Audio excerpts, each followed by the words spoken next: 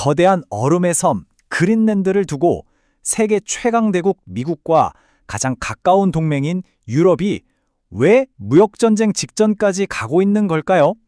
오늘 이 새로운 냉전의 한복판으로 들어가 보겠습니다. 정말 이상하지 않나요?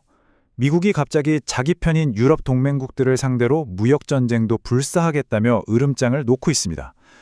이 모든 논란의 한가운데 바로 거대한 섬, 그린란드가 자리 잡고 있죠. 대체 여기서 무슨 일이 벌어지고 있는 걸까요? 자, 그럼 먼저 이 갈등이 어떻게 불붙기 시작했는지 그 시작점부터 한번 살펴보겠습니다. 시작은 미국의 갑작스러운 관세 폭탄 선언이었습니다. 덴마크를 포함한 유럽의 핵심 8개국을 딱 찍었죠. 당장 2월부터 너희 물건에 10% 추가 관세를 매기겠다. 만약 5월까지 우리가 원하는 답을 안 내놓으면 그땐 25%까지 올릴 거다. 거의 최후 통첩이나 다름없었습니다. 당연히 유럽은 발칵 뒤집혔습니다. 유럽연합은 이걸 단순한 무역 분쟁으로 보지 않았어요. 이건 동맹관계를 무기로 삼는 경제적 갑질이자 협박이라고 규정하고 아주 단호하게 공동 대응에 나서기 시작했습니다. 지도를 한번 보시죠. 갈등의 핵심이 한눈에 들어오지 않나요? 바로 그린란드입니다. 북미 대륙과 유럽, 그리고 미래의 기회의 땅인 북극을 연결하는 완벽한 위치. 모든 문제는 바로 이 자리에서 시작됩니다. 그렇다면 가장 근본적인 질문으로 넘어가 보죠. 미국은 도대체 왜 동맹과의 관계까지 망가뜨려가면서 그린란드를 손에 넣으려고 하는 걸까요? 미국의 속내를 들여다보면 크게 3가지 이유로 압축할 수 있습니다. 바로 군사 안보, 핵심 자원, 그리고 미래 경제 패권. 자, 하나씩 한번 뜯어보죠. 첫 번째, 뭐니 해도 군사적인 가치입니다. 그린란드는 러시아나 중국에서 미국 본토로 미사일을 쏠 때 가장 빠른 길목에 있어요.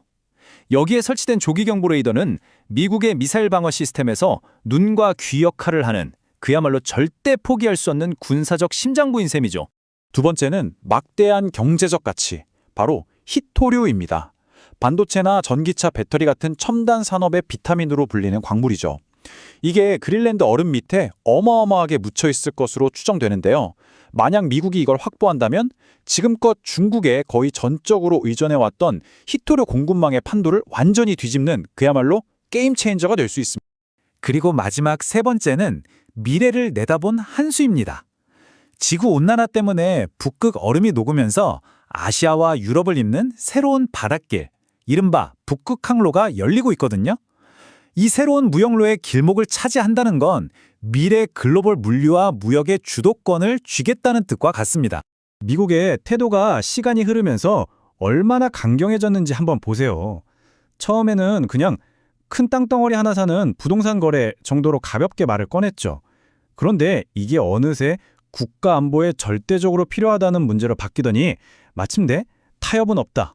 무조건 우리 통제하에 둬야 한다는 선언까지 이르게 된 겁니다. 자, 이렇게 거세지는 미국의 압박에 유럽은 과연 어떻게 대응하고 있을까요? 유럽 내부 상황도 한번 들여다보겠습니다. 근데 재밌는 건 유럽의 목소리가 하나로 통일되지 않았다는 점입니다. 프랑스는 눈에는 눈, 이에는 이로 강하게 맞서자고 주장해요. EU가 가진 반강압 수단이라는 경제보복 카드를 꺼내자는 거죠. 반면에 독일은 좀 신중합니다. 특히 미국의 자동차를 많이 파는 독일로서는 전면적인 무역전쟁이 벌어지면 타격이 크거든요. 미국의 압박이 오히려 유럽의 단결력을 시험하고 있는 셈입니다. 그럼 정작 이 땅의 주인인 그린란드 사람들은 어떻게 생각할까요? 이 숫자 하나가 모든 걸 말해줍니다.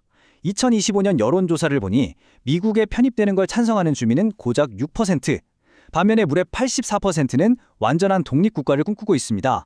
강대국들의 이해관계와 현지 주민들의 바람 사이에 정말 큰 간극이 있는 거죠. 자, 그렇다면 이 복잡하게 얽힌 갈등의 실타래는 과연 어떻게 풀리게 될까요? 전문가들이 내놓는 미래 시나리오들을 살펴보겠습니다. 사실 대부분의 전문가들은요, 미국이 진짜로 무역전쟁까지 벌일 거라고 보지는 않습니다. 지금의 관세 위협은 그린란드라는 땅을 통째로 사기 위한 것보다는 군사적 고난이나 자원개발권 같은 실질적인 이익은 최대한 뜯어내기 위한 고도의 벼랑 끝 협상 전술을 가능성이 높다는 분석이 지배적이에요. 이 표를 보시면 앞으로 상황이 어떻게 전개될지 좀 더 명확해집니다. 가장 가능성이 높은 시나리오는 바로 현상유지 플러스입니다. 겉으로는 덴마크가 계속 주권을 갖는 것처럼 보이지만 실제로는 미국이 군사기지를 확장하거나 자원 개발에 깊숙이 참여하는 식으로 실속을 대폭 챙겨가는 거죠. 반대로 강제로 땅을 뺏는 건 국제사회에 엄청난 반발을 살 게 뻔하기 때문에 가능성이 거의 없다고 보고 있습니다. 그럼 마지막으로 이 그린랜드 사태가 지금 우리에게 시사하는 바가 무엇인지, 왜 이게 그저 남의 나라 얘기가 아닌지 짚어보겠습니다. 이 그래프들을 좀 보세요. 미국의 관세 위협, 이게 그냥 말로만 하는 게 아니라는 걸 보여주거든요. 왼쪽을 보면 네덜란드나 덴마크처럼 미국에 대한 수출 의존도가 높은 나라들이 얼마나 취약한지 바로 알 수 있죠. 오른쪽은 관세가 현실화됐을 때 이들 국가의 경제가 얼마나 큰 타격을 입게 될지 보여주는 예측입니다. 그 충격을 구체적인 숫자로 보면 이렇습니다. 10% 관세만으로도 독일과 네덜란드의 GDP가 0.16%나 줄어들 걸로 예상돼요. 이 숫자가 작아 보일 수도 있지만 한 나라의 경제 전체로 보면 이건 정말 무시할 수 없는 엄청난 타격입니다. 그러니까 핵심은 바로 이겁니다. 이 그린란드 사태는요, 이제 국가 안보와 경제가 따로 움직이던 시대는 완전히 끝났다는 걸 보여주는 아주 상징적인 사건인 거죠. 안보를 위해서 경제를 무기처럼 쓰고 경제적 이익을 위해서 안보를 명분으로 내세우는 게 너무나 당연한 현실이 됐다는 뜻입니다. 결국 우리는 이런 근본적인 질문 앞에 서게 됩니다. 국가 안보라는 이름으로 가장 가까운 동맹국 사이에서도 경제적인 압박을 서슴지 않는 시대. 과연 앞으로 동맹이라는 단어는 우리가 알던 그 의미와 무게를 계속 가질 수 있을까요?